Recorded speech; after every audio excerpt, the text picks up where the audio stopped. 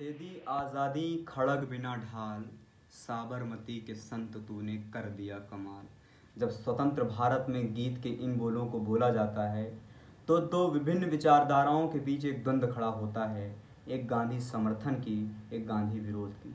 2 अक्टूबर 1869 यानी कि आज से 154 साल पूर्व गुजरात के पोरबंदर नामक स्थान में जन्म होता है मोहनदास करमचंद गांधी का।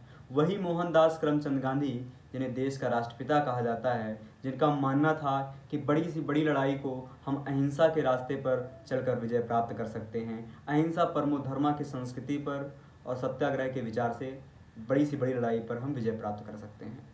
लेकिन जब स्वतंत्र भारत में गांधीवादी विचारधारा की बात होती है तो गांधी को इतना गाली क्यों पड़ती है?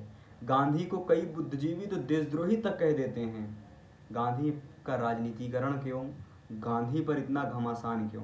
इन सभी विचारधाराओं को एक सेंट्रलाइज्ड वे में सोचने की आवश्यकता है।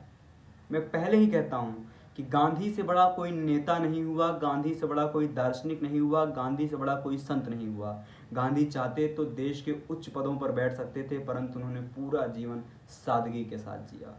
अमेरिका के मार्टिन लूथर, दक्षिण अफ्रीका के नेल्सन मंडेला, म्यांमार के आंग सान सू, अन्य बहुत दुनिया के नेताओं, दार्शनिकों का यह मानना था कि गांधीवादी विचारधारा के दम पर ही हम बड़ी सी बड़ी लड़ाई और उत्पीड़क समाज की लड़ाई पर विजय प्राप्त कर सकते हैं। दलाई लामा ने कहा कि विश्व युद्ध, विश्व शांति के इस द्वंद्व में, अध्यात्म और भौतिकवाद के इस द्वंद्व में, लोकतंत्र व अधिनायकवाद के इस द्वंद्व में अगर शांति लाना चाहते हैं तो गांधीवादी विचारधारा को अपनाना पड़ेगा। 30 जनवरी 1948 को नाथूराम गोडसे द्वारा शाम 5 बजे 3 गोलियों के साथ गांधी जी की हत्या कर दी गई। जस्टिस जीडी खोसले का कहना था, जो नाथूराम गोडसे को फांसी की सज़ा सुनाए थे, कि मेरे लिए बिल्कुल ही आसान नहीं था। उनकी एक पुस्तक आती है द मर्डर ऑफ महात्मा।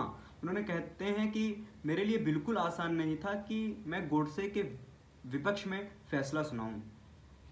उन्होंने कहा मैं गोडसे का समर्थन नहीं करता, परंतु गोडसे की जो भावना थी वो उनकी मजबूरी थी उस समय की।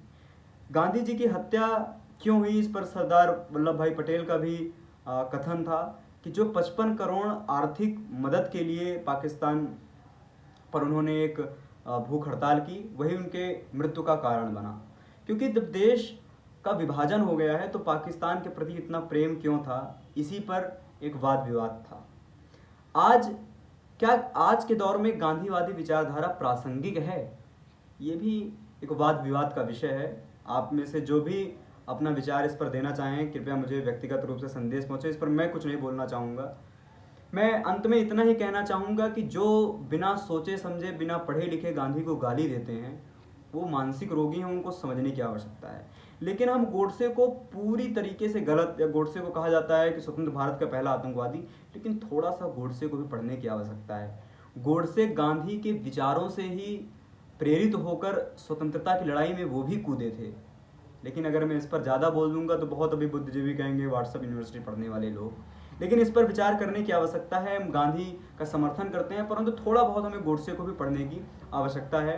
अंत में रामधारी सिंह दिनकर जी की पंक्तियों के साथ अपनी वाणी को मैं विराम देता हूँ कि एक देश में बांध संकुचित करो ना इसको।